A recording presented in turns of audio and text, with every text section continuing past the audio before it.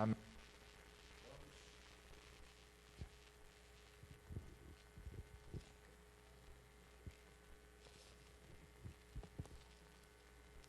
Vamos cantar agora o hino 197. Cristo tocou-me.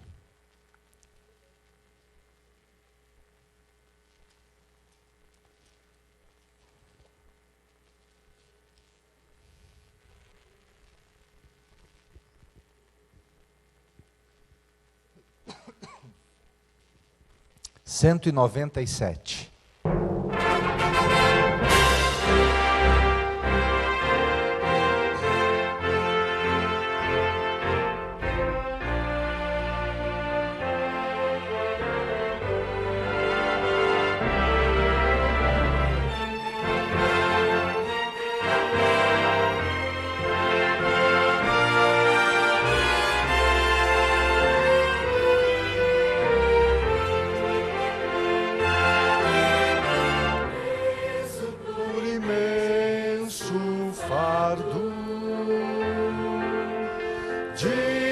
Pecado e de temor,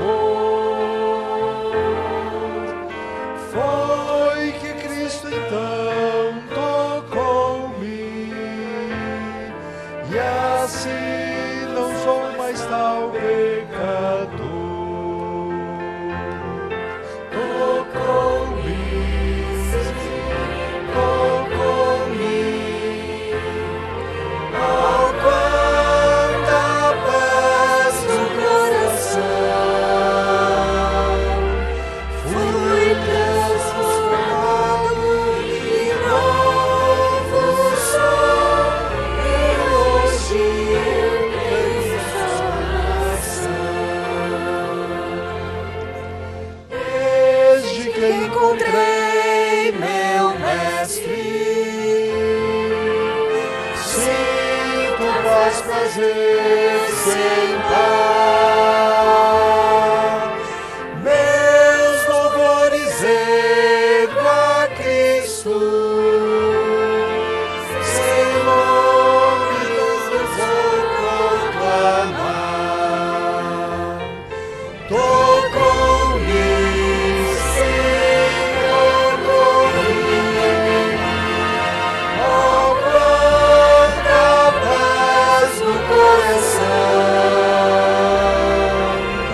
Fui transformado em novo sou, e hoje tenho salvação.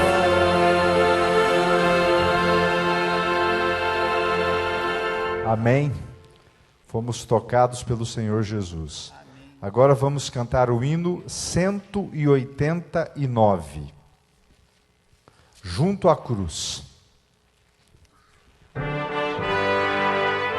Fiquemos todos em pé para cantarmos assim.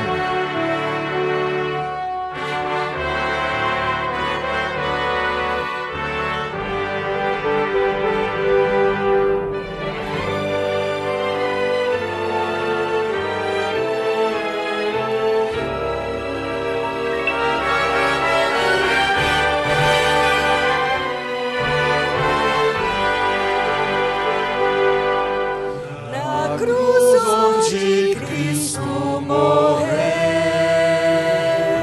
há poder de abrigar e salvar. A graça de Jesus por amor padeceu, amor tão imenso, mais vasto que o mar. Junto à cruz há lugar pra ti. Junto à cruz há lugar pra ti.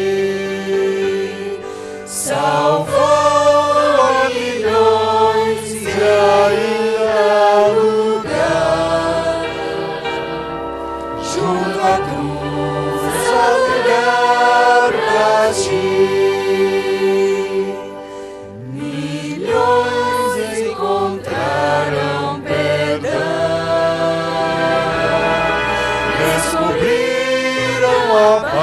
divina. Em Cristo e na espera da salvação, quer dar-te esperança e vida eterna. Junto à cruz há lugar pra ti. Junto à cruz há lugar pra ti. Salvou a milhões e ainda há lugar. Junto à cruz há lugar pra ti. Sem Cristo não podes viver. Sem Jesus não podes andar. Vigor irás, vida plena de ter. Sem teu Salvador tu quiseres confiar. Cruz há lugar pra ti. Junto à cruz há lugar pra ti. Salvou a milhões e ainda há lugar.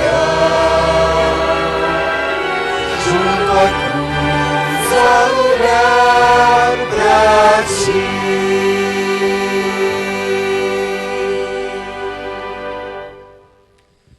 Convido a todos que puderem para nos colocar de joelhos.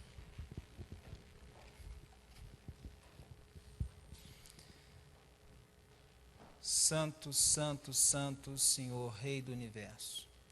Agradecemos a Tua presença aqui em nosso meio nesta noite. Agradecemos que o Teu Santo Espírito já se faz aqui presente. Agradecemos que os Teus santos anjos estão ao nosso redor. E invocamos que esta presença nunca se afaste de nós, Senhor. Invocamos também a Tua presença junto ao pregador, ao irmão Eli, para que fale a mensagem que vem do trono da graça diretamente para nós. Abençoa cada família representada aqui esta noite, a cada família da igreja, a cada irmão que por qualquer motivo não pôde estar aqui, para aqueles que estão em casa com problemas, enfim, Senhor, Tu conheces os motivos, as formas de cada um de nós. Abençoa-nos conforme a Tua santa e boa vontade, Senhor.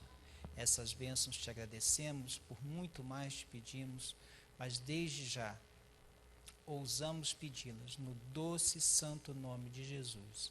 Amém, Senhor.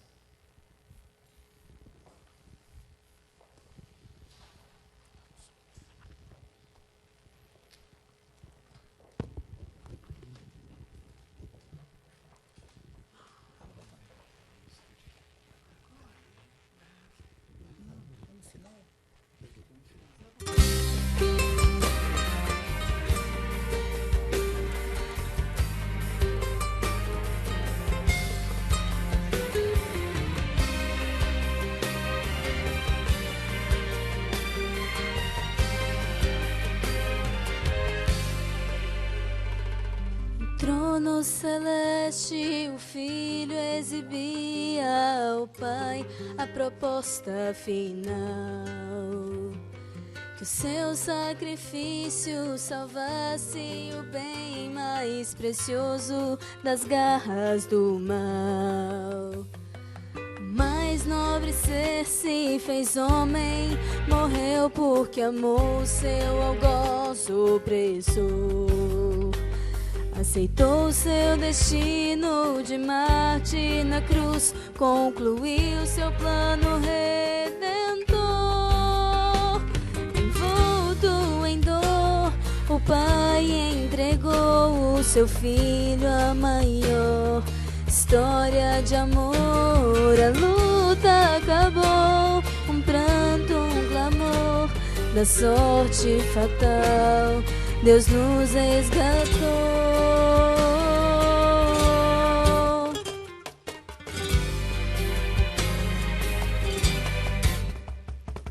O preço que que subjugava o Santo Cordeiro era o nosso pecado. Seu rosto disforme, ferido, marcado, exclamava: está consumado. De volta ao Pai, o Filho saudoso mostra cicatrizes nas mãos. E voltando seus olhos até ele diz: hoje meus filhos têm salvação. Envolto em dor, o Pai entregou o seu Filho a maior história de amor. A luta acabou, um pranto, um clamor, da sorte fatal Deus nos resgatou.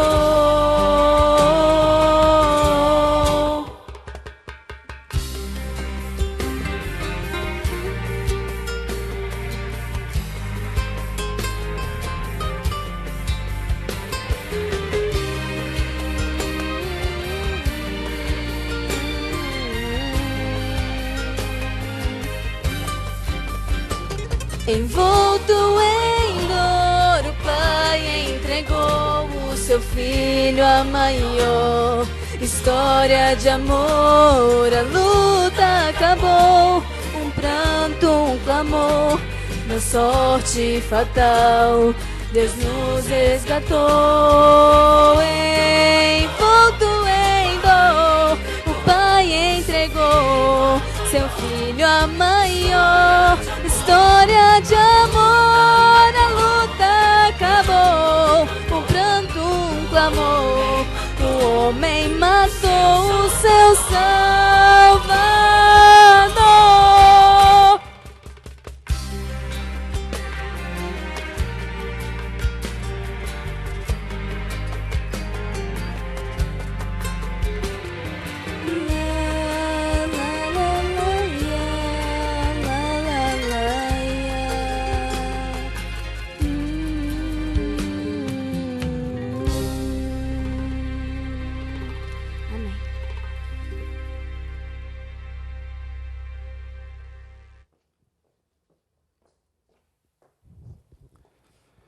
Gostaria de agradecer a Luli pelo belo hino que conta o processo da salvação, o plano que Deus fez juntamente com Jesus, toda a Trindade, o Espírito Santo, pela salvação dos seres humanos. Eu gostaria de convidá-los a abrirem suas Bíblias no livro de Marcos. Marcos, no capítulo 5. Marcos, capítulo 5, nós vamos ler a partir do versículo 1. É uma história bastante conhecida. Eu acredito até que vocês já devem ter ouvido muitas vezes, muitas pessoas fazendo sermões a respeito destes versículos. Eu gostaria de tirar algumas informações a respeito. Eles atravessaram o mar. Eles quem? Jesus e os discípulos. Eles atravessaram o mar e foram para a região de Gerazenos, dos Gerazenos. Quando Jesus desembarcou, um homem com um espírito imundo veio dos sepulcros ao seu encontro. Esse homem vivia nos sepulcros e ninguém conseguia prendê-lo, nem mesmo com correntes. Pois muitas vezes lhe haviam sido acorrentadas pés e mãos, mas ele arrebentara as correntes, quebrara os ferros de seus pés. Ninguém era suficientemente forte para dominá-lo. Noite e dia ele andava gritando e cortando-se com pedras entre os sepulcros e nas colinas. Quando ele viu Jesus de longe, correu e prostrou-se diante dele e gritou em alta voz: que queres comigo, Jesus, filho do Deus Altíssimo? Rogo-te, pois, Deus, que não me atormentes. Pois Jesus lhe tinha dito: saia deste homem, espírito imundo. Então Jesus lhe perguntou: qual é seu nome? Meu nome é Legião, respondeu ele, porque somos muitos. E implorava a Jesus com insistência que não os mandasse sair daquela região. Uma grande manada de porcos estava pastando numa colina próxima. Os demônios imploraram a Jesus: manda-nos para os porcos, para que entremos neles. E lhes deu permissão, e os espíritos imundos saíram e entraram nos porcos. A manada de cerca de 2.000 porcos atirou-se precipício abaixo em direção ao mar, e nele se afogou. Os que cuidavam dos porcos fugiram e contaram esses fatos na cidade e nos campos. E o povo foi ver o que havia acontecido. Quando se aproximaram de Jesus, viram ali o homem que fora possesso da legião de demônios, assentado, vestido e em perfeito juízo, e ficaram com medo. Os que estavam presentes contaram ao povo o que acontecera ao endemoniado, e falaram também sobre os porcos. Então o povo começou a suplicar a Jesus que saísse do território deles. Quando Jesus estava entrando no barco, o homem que estivera endemoniado suplicava-lhe que o deixasse ir com ele. Jesus não permitiu, mas disse: vá para casa, para a sua família, e anuncie-lhes quanto o Senhor fez por você, e como teve misericórdia de você. Então aquele homem se foi e começou a anunciar em Decápolis o quanto Jesus tinha feito por ele, e todos ficaram admirados. Um indivíduo que, pela situação da vida em que se encontrava, era tido quase que como um animal. Ele vivia nos sepulcros. A Bíblia não diz que ele falava alguma coisa que tivesse sentido, mas dizia que ele ficava gritando. Ele devia ser alguns gritos, quem sabe alguns gritos horripilantes. E ele então gritava, se cortava, amedrontava todos. Já haviam tentado fazer alguma coisa, já haviam tentado acorrentá-lo, já haviam tentado controlá-lo de alguma forma. Não havia sido possível. A gente poderia afirmar quase que era um caso perdido. Alguém cuja a vida, se a gente fosse comparar em relação aos demais habitantes de Genezaré, poderia ser pessoa de menor valor diante dos seus irmãos. Afinal de contas, endemoniado, sem juízo perfeito, vivendo no meio dos sepulcros. E a condição desse sujeito, quem sabe, podia levar algumas pessoas a crer que a vida dele era de menor valor. A gente, às vezes, nós temos essa sensação de valor em relação ao que a pessoa tem. Nós temos essa sensação de que quem tem mais vale mais do que quem tem menos. E eu não sei se vocês já pararam para ver, para ler alguma situação dessa, mas a própria justiça entende dessa forma. Por exemplo, quando caiu aquele avião da TAM, caiu não, né? No pouso sofreu aquele acidente. Dentro daquele voo havia pessoas de várias classes sociais. Haviam empresários riquíssimos, havia um médico, inclusive, de Uberlândia. Havia jovens, haviam idosos, e haviam pessoas que tinham ganhado aquela passagem da empresa. Pessoas muito pobres, sem muita condição de voar. Se não fosse ganho a passagem, eles não teriam condições de estar dentro daquela aeronave. Sabe como que é calculada a indenização? Ela é calculada justamente pelo que a pessoa é capaz de produzir. Então, se o médico de Uberlândia, que ganhava, vamos chutar um valor aí, 10 mil reais por mês. Estou chutando um valor qualquer. Ganhava 10 mil reais por mês, ele tinha 40 e poucos anos, ainda teria mais uns 20 anos de vida produtiva, considera isso vezes 12 por ano e considera o número de anos que ele tinha de vida produtiva, mais a falta que ele faz para a família, etc. Calcula-se então o valor da indenização para a família. E aquele sujeito que era o office boy da empresa, que ganhou a passagem para fazer um curso no Rio Grande do Sul e estava voltando agora para São Paulo, e que ganhava, quem sabe, um salário mínimo da época, 240, 250 reais, vamos arredondar, por mês. Aí o que se fazia? Bom, ele produzia 250 reais, vezes 12, vezes ele tinha aí 20 e poucos anos, ainda teria mais quase 40 anos de vida produtiva, e faz-se o cálculo. Nós, seres humanos, calculamos o valor da vida de uma pessoa baseada naquilo que ela é capaz de produzir.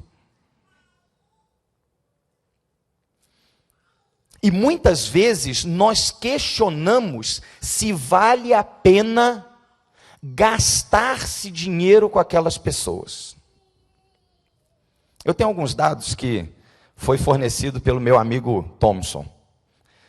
O Thomson, ele é o chefe do MG Transplantes aqui no Triângulo Mineiro e Alto Paranaíba.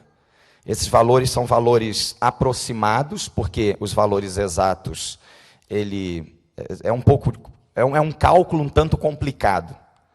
Mas olha só, vamos ver quanto que custa para salvar algumas vidas. Isso eu vou falar a respeito de transplantes.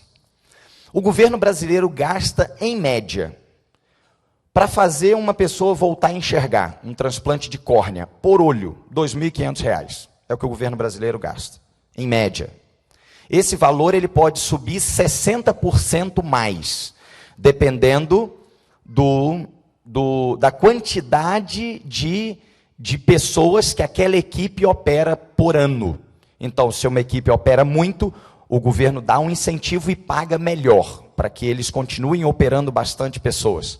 Então, mas esse aqui é o valor básico. Esse valor pode ser 60% mais caro, conforme a equipe. R$ 2.500. Um transplante de coração, R$ 40 mil aproximadamente o governo gasta. Um transplante de fígado, R$ 65 mil. É que o governo paga para hospital, equipe, para o hospital que conseguiu a doação, em média, podendo subir aí 60% e chegar a mais de R$ 90 mil. Um transplante de rim, por rim, R$ 30 mil. Pulmão, mais ou menos R$ 45 mil. É interessante notar que, quando a gente analisa a vida de alguns, quem sabe a vida dos nossos queridos, a gente pensa assim, nossa, como é barato. Como isso é barato. Eu já vivi uma situação quase semelhante. Quando meu sobrinho nasceu, ele nasceu com uma implantação anômala de veias pulmonares. E ele não teria condição de vida se ele não fosse operado. Nós saímos correndo de Uberlândia com ele e fomos para São Paulo. Paramos lá no Sírio-Libanês. Eu nem sabia que hospital era esse, até que eu entrei lá dentro. Uma loucura os preços. Isso há 15 anos atrás. Isso, o Hospital do Coração, aquele lá é o Sírio-Libanês. Tá? O Hospital do Coração é o Sírio-Libanês. É o mesmo hospital, é o mesmo grupo. Tem o Albert Einstein, que é dos judeus, e esse libanês são dos muçulmanos, é o Hospital do Coração. Então, você não tem noção de alguns valores até que você entre dentro de um hospital como esse. São os 2 hospitais mais caros de São Paulo. E quando nós entramos, e é assustador você pensar isso há 15 anos atrás, há quase 15 anos atrás, 14 anos e pouco, R$ 2.000 por dia de uma UTI. Meu sobrinho ficou muitos dias na UTI. 9 antes da cirurgia, foram 9 dias de UTI, R$ 18 mil. Na época, eu lembro de ter feito a conta que se todos nós da família vendêssemos tudo o que nós tínhamos, nós não conseguiríamos pagar os 65 mil que isso em 1998 custou a cirurgia do meu sobrinho. Nós não conseguiríamos pagar. Graças a Deus, Deus providenciou que o caso era muito grave, o hospital então arcou com todas as despesas através da assistência social do hospital. Mas se nós, na época, vendêssemos tudo que nós tínhamos, casas e carros e etc, etc, etc, nós não conseguiríamos juntar esse dinheiro. Só que mesmo assim, parecia um valor ridículo. É pequeno demais. Agora, qual será que é o valor daquele mendigo, daquele bêbado que vive perturbando a gente? Alguns talvez pensem, não, aquele ali já está passando da hora de morrer, já está passando da hora de acontecer alguma coisa com ele. Afinal de contas, qual é o valor de alguém, de alguém que é mau a ponto de roubar dos brasileiros, pessoas pobres, miseráveis? E tem pessoas sem escrúpulos no governo que conseguem roubar de miseráveis. O sujeito já não tem nada, ele precisa de um médico no posto de saúde, mas não tem dinheiro para pagar o médico, porque o chefão foi lá e pegou o dinheiro que era para pagar o médico e colocou no bolso para cuidar de uma das 20 fazendas que ele tem e quem sabe pagar um dos 3 ou 4 pilotos de jatinho particular que ele tem. Isso é uma coisa absurda. Isso é o crime mais hediondo, na minha opinião, que existe no mundo. Alguém que é capaz de fazer algo assim. Quem sabe o valor da vida desse camarada não deveria valer nada. Alguns de nós têm até uma expressão que diz, aquele ali não vale nada. Rigorosamente, não, aquele lá não vale nada. Valor ridículo, sem valor nenhum. Mas, queridos, será que existe para Deus alguém sem valor? Imagina você essa situação. Jesus chega na hora que ele vê aquela situação daquele ser humano. Queridos, Jesus não viu um endemoniado qualquer. Jesus não viu um mendigo qualquer. Eu fui nos 4 evangelhos para ver a visão de cada um teve daquela cena. Alguns falam uma coisa, outros falam outra. Um chega a citar que ele andava nu. As pessoas tinham medo dele. Quem sabe alguns oravam e desejavam que ele morresse para parar de perturbar. Afinal de contas, imagina um doido na sua rua, dia e noite, gritando. De noite, principalmente. Deve ser uma situação um tanto assustadora. Mas Jesus então se depara com esse sujeito, com esse ser humano, que na visão dele era o objeto do supremo cuidado dele. E que se só existisse esse indivíduo no planeta Terra, Jesus morreria do mesmo jeito. Olha que visão diferente de Jesus em relação à vida, o valor da vida de um ser humano. E Jesus vira e dá ordem, olha, eu vou livrar você de uma vez por todas disso. É interessante que os demônios falam, nós não queremos ir embora não. Tem uns porcos ali, deixa a gente entrar naqueles porcos. Jesus falou, tudo bem, pode entrar nos porcos. Alguém tem ideia de quanto que custa um leitão gordo? Eu não sei como que eram os leitões daquela época, se eram aqueles leitões que às vezes a gente vê dentro de caminhão aí, que parece um boi, né? Por isso que eu estava falando boi. Você olha aquele bicho, aquele animal enorme, eu não sei como que era. Quando eu era moleque, que eu vivia numa cidade pequena, que eu via muitos porcos, são porquinhos pequenininhos, coisa e tal, e quando eu via pela primeira vez aqueles caminhões carregando aqueles porcos enormes, eu fiquei impressionado. Mas são porcos que, pelo valor da carne, das coisas do couro, etc., quem sabe algo em torno de R$2.000 cada um, conforme o tamanho do porco, vai variando bastante. Mas chega a custar aí R$2.000. Imagina, 2.000 porcos a R$2.000. Quanto que deu aí? Quanto que é? Quanto que é aí? Quanto que é? Quem fez a conta aí? R$400.000. R$400.000. Jesus tinha certeza absoluta que aquele homem valia muito mais do que isso. Mas e o povo de Genezaré? Qual que é a atitude do povo em relação a quando Jesus causa a eles esse prejuízo tremendo, esse prejuízo financeiro absurdo? Quando Jesus permite que eles tenham esse prejuízo tremendo e absurdo, imediatamente a atitude deles é falar, Jesus, faz o seguinte, junta suas trouxas e some daqui. Vai que o Senhor resolve que vai tirar mais algum endemoniado por algum lugar aí, vai dar mais prejuízo para a gente. É melhor a gente nem correr o risco, porque o Senhor desperdiçar R$400.000 nesse infeliz, miserável, que não vale nada. Quase que eles disseram, o senhor está de brincadeira, né? Não é possível que o senhor tenha uma atitude dessa. Será que o senhor não tem ideia do valor que são esses quase 2.000 porcos? Ou 2.000? Sabe, queridos, nós precisamos em 2 aspectos pararmos para pensar em relação a isso. Aspecto número 1. Qual é o meu valor diante de Deus? Sabe por que eu preciso de ter isso em primeiro lugar? Porque a Bíblia diz que nós devemos amar ao próximo.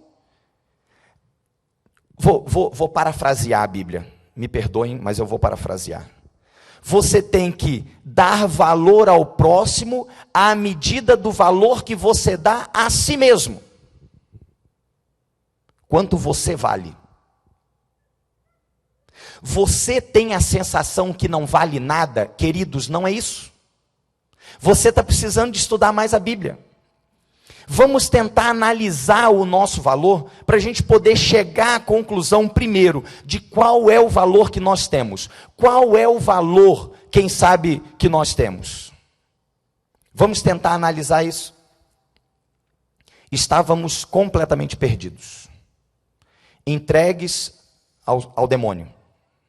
Afinal de contas, ele, através do engano, usurpou o planeta Terra e todos os seus moradores. Propriedade dele. Passamos a ser propriedade dele. E assim foi, até que houvesse o pagamento pela vida desses seres humanos. E aí nós gostamos muito de falar que o preço da nossa vida foi o sangue de Jesus derramado na cruz do Calvário. Mas, queridos, não foi só isso. Não foi só isso. Nós precisamos de analisar sobre alguns outros aspectos. Quantos anos Jesus viveu sobre a terra? 33 anos. Mais 9 meses de gestação. Vamos colocar aí que perto de 34 anos, o universo ficou sem a Trindade. Você já parou para pensar o custo disso? Você já parou para pensar o que é o mundo não caído, acostumado a adorar a Trindade, adorar a Deus Pai, Deus Filho e Deus Espírito, e durante 34 anos eles foram impedidos de adorar, porque o universo ficou sem a Deus no sentido completo, porque Jesus estava aqui na terra. Já pararam para avaliar isso? Agora imagina que esse ser poderoso em glória, era um ser que manda, é um ser que manda e desmanda. É o ser em que todo o universo o adora, está a seus pés.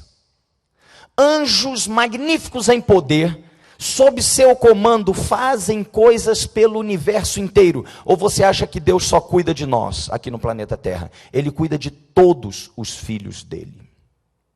Todos.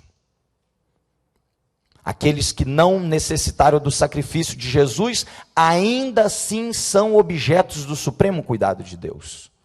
O valor da vida deles não excede a nossa, nem a nossa a deles. Somos iguais diante de Deus. Talvez porque, assim como um pai que às vezes dá mais atenção para aquele filho problemático, entre aspas, aquele filho que dá mais preocupação, às vezes os pais, eles se voltam mais para esse filho, por uma questão de necessidade do filho. Não porque os pais o amem mais. Eu fico olhando aqui para o Marcos e para a Rosane, e eles não vão conseguir entender, afinal de contas, eles só têm uma filha. Mas quem tem mais de um filho consegue perfeitamente entender isso. Não existe amor diferente, não existe que você ame mais um filho do que o outro, isso é inimaginável. Só que tem aquele filho que é o objeto da maior preocupação, é o objeto da oração de todo dia. E aí às vezes a gente tem que se pegar e falando, Senhor, não esquece de todos os meus filhos, mas esse aqui está precisando de uma atenção especial. Talvez por isso nós possamos entender que Deus tenha um cuidado especial pela gente, não porque nós valemos mais, mas porque nós necessitamos mais. Lembra o que Jesus falou? Eu não vim pelas 99 ovelhas que estão no aprisco. Elas estão seguras. Não precisam de pastor. Eu vim atrás da que se desgarrou. É esse o objeto do meu supremo cuidado. É esse o valor que eu dou à vida dessas pessoas. Quando nós temos em mente o que custou a nossa salvação, a possibilidade, em primeiro lugar, e mais algum tempo, a efetividade da nossa salvação, nós começamos a entender que o nosso valor é incalculável. Então, queridos, a primeira coisa que nós precisamos de ter em mente é que nós valemos muito. Se alguém em algum momento da sua vida falar que você não vale nada, você tem duas opções: ouvir o que essa pessoa falou, ou saber o que Deus falou a seu respeito. E Deus falou que você é de um valor inestimável.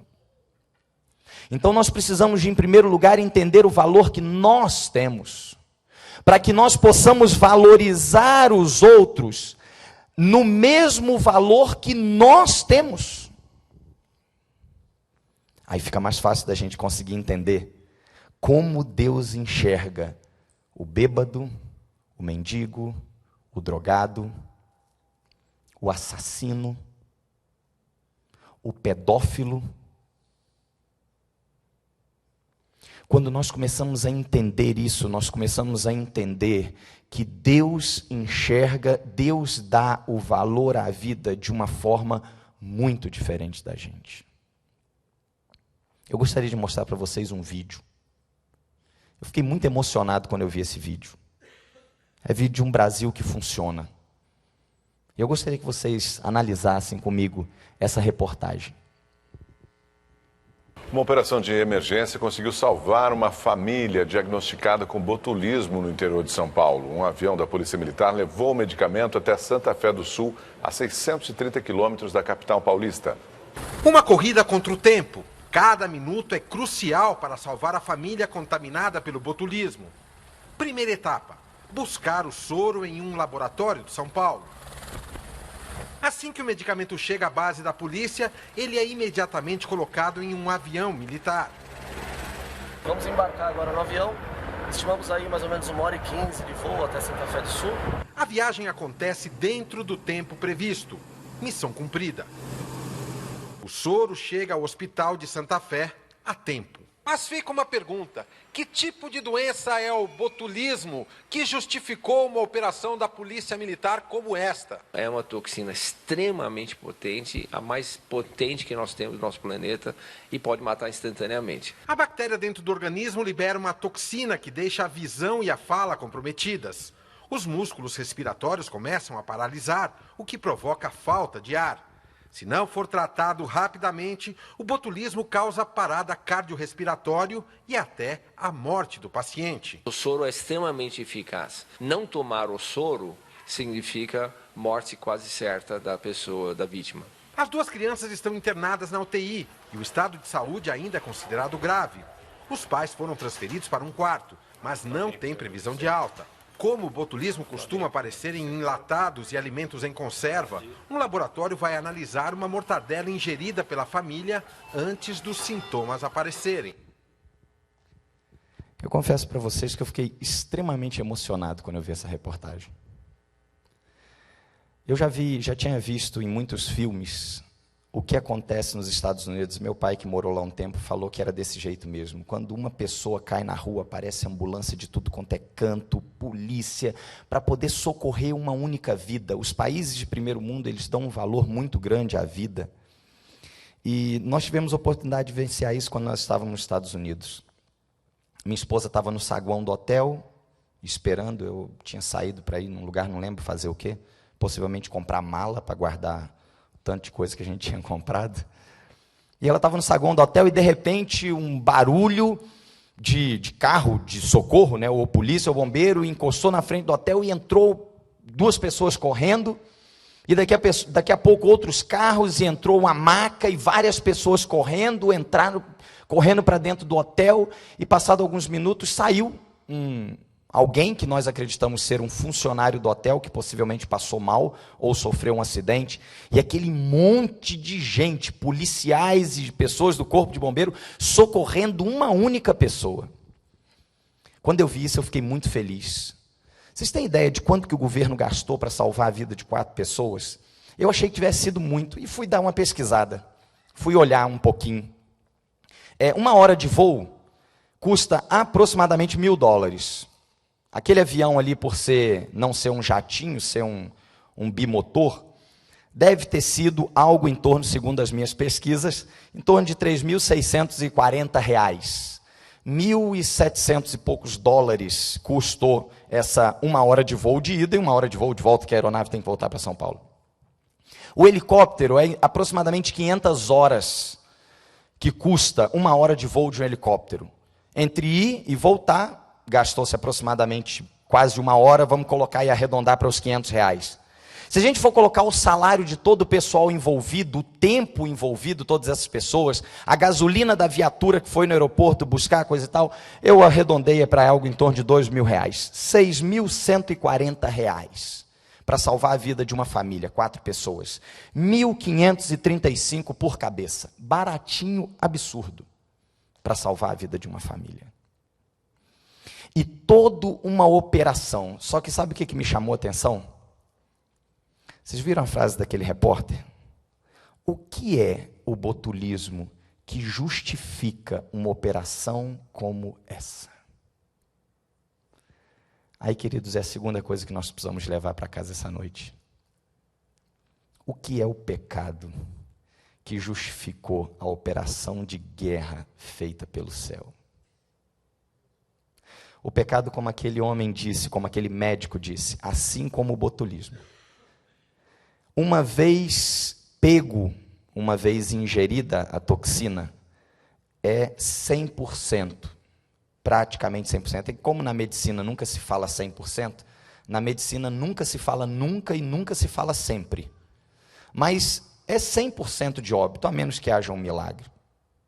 Quando a pessoa entra em contato com a toxina botulínica. Assim como com o botulismo é 100% de certeza de óbito, e com o soro é 100% de eficácia no sentido de salvar a vida, queridos, o pecado, o salário do pecado é a morte, isso é 100% de certeza, e alguém que valoriza tanto a vida, não podia permitir em hipótese nenhuma, que eu e você ficássemos condenados à morte, sem possibilidade, sem chance de vacina. Foi exatamente isso que justificou.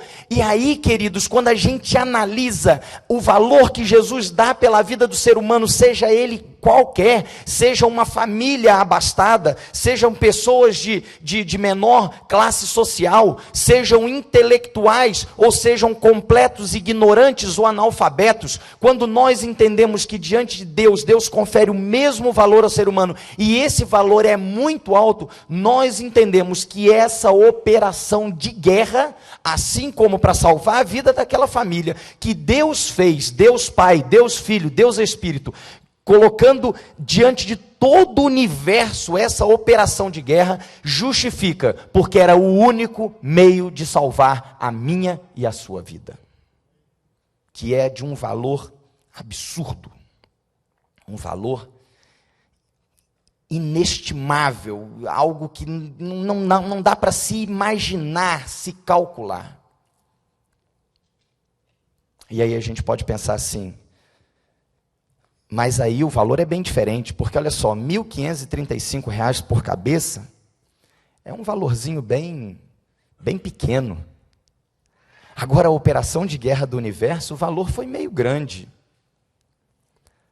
Vamos ver o que Jesus achou do valor?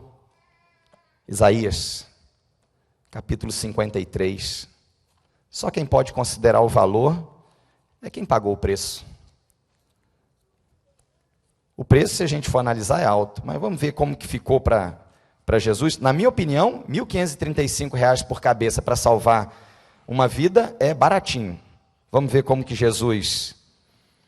Jesus entende isso aqui.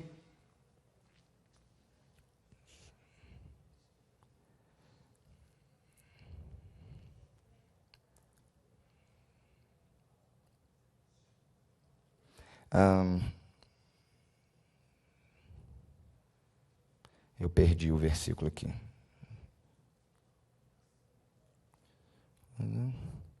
Bom, eu vou citar. A Bíblia diz que ele verá o fruto do seu trabalho e ficará satisfeito. 11. Obrigado. Eu tinha anotado errado aqui no meu guia e aí me perdi. Então vamos lá, olha. Depois do sofrimento de sua alma, ele verá a luz e ficará satisfeito. Depois de tudo que ele enfrentar, depois de toda a operação de guerra, depois que terminar tudo e que ele colocar na ponta da calculadora o valor que custou, sabe o que ele vai dizer? Ah, foi muito baratinho. Foi muito baratinho. Para salvar você, eu faria tudo de novo se fosse necessário. Sabe, queridos, nós precisamos de entender que nós temos um valor inestimável. Sabe por que nós precisamos entender isso? Porque o pecado, o mal, as pessoas no dia a dia, muitas vezes, querem nos desvalorizar. O diabo quer chegar diante de você e falar o seguinte: você não vale nada. Você ainda tem a cara de pau de pedir perdão a Deus? Você não presta mesmo. Quase que o diabo chega a falar para a gente, igual a mulher de Jó falou, né? Não, amaldiçoa Deus e morre. Falou, você não vale nada, larga de mão de Deus e morre. Mas, queridos, não é esse o valor que Deus confere a você. E apesar de ser um valor tão grande, que para nós é algo impagável, Deus pagou. E Ele disse assim: quando eu terminar o pagamento, que eu pagar a última prestação, eu vou olhar e vou ficar feliz. Eu vou achar que foi baratinho. Porque eu faria, porque eu te amo tanto. Eu te amo de forma tão assustadora para você, para nós. Eu às vezes fico assustado, impressionado com o amor que Deus tem por nós. E quando nós nos deparamos com isso, Ele vira e fala assim: olha, eu te amo tanto, que para mim é baratinho. Você quer ter vida? Cara, quer ter valor? Você precisa, querido, de olhar para Jesus. Quem que você gostaria de ter ao seu lado no dia a dia? Quem você gostaria de dividir a vida? Alguém que te valoriza ou alguém que não te valoriza? Com quem que você gostaria de dividir uma jornada? Quem sabe uma caminhada em algum lugar? Com quem que você dividiria? Um amigo que só te joga para cima, que fala do seu valor, da sua importância? Ou aquela pessoa que fica assim: nossa, mas você é um zero à esquerda. Nossa, mas você não presta.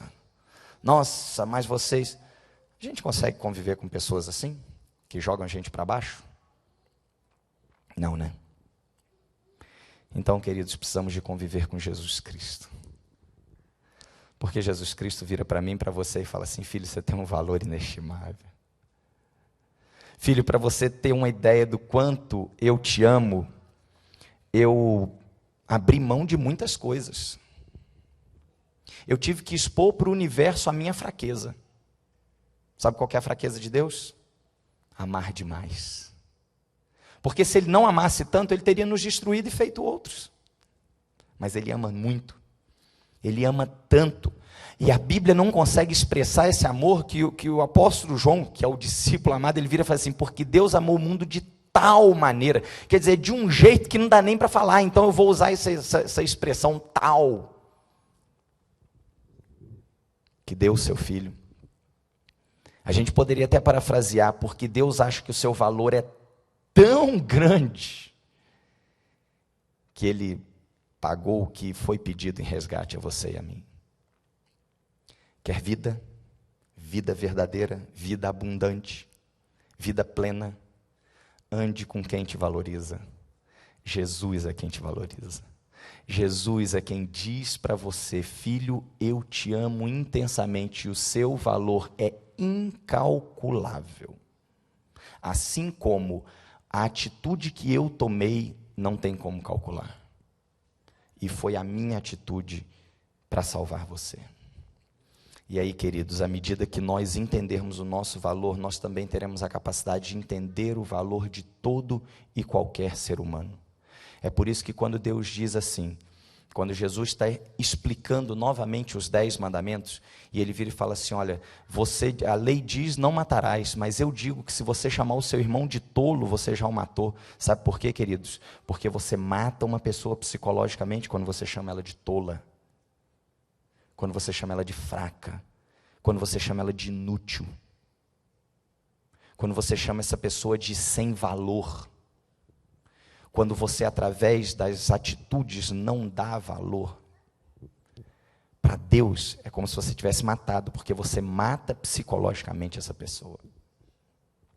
Então nós precisamos de 2 aspectos: sabermos o valor que nós temos e valorizarmos qualquer outro ser humano na mesma medida do valor que nós temos. Amar ao nosso próximo como a nós mesmos.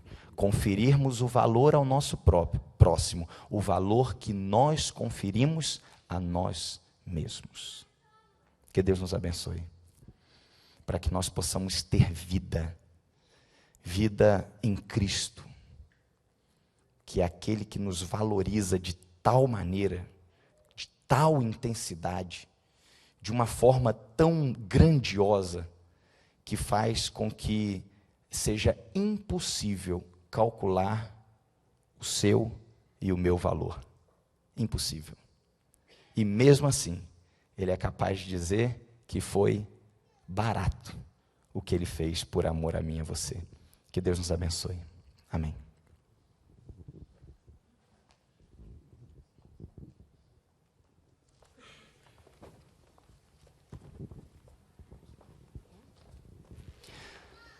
Nós vamos cantar o hino Vida em Olhar, 207, do Inário Adventista do Sétimo Dia.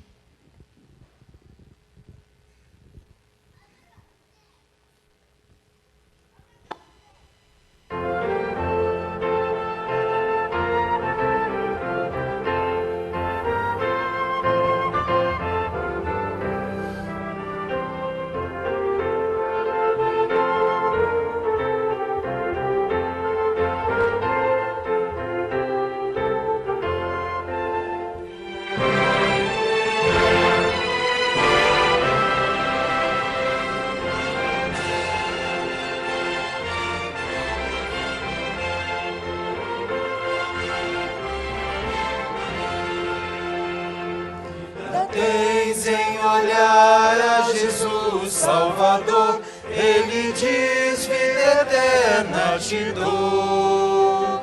Pois então, pecador, considera esse amor, vê Jesus que na cruz expirou.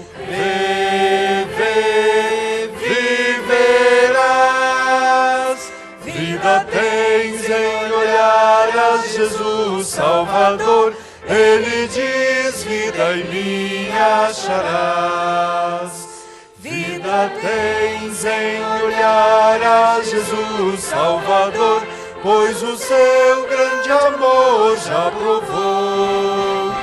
Com seu sangue na cruz sucumbindo na dor, sua falta também já pagou. Viverás, vida tens em olhar a Jesus Salvador, Ele diz: vida em mim acharás.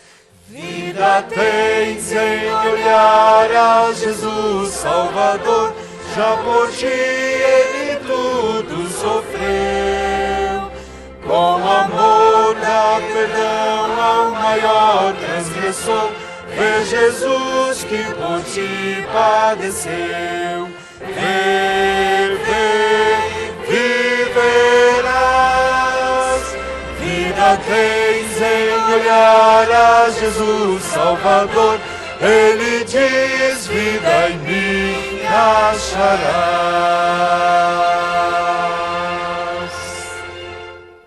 Oremos.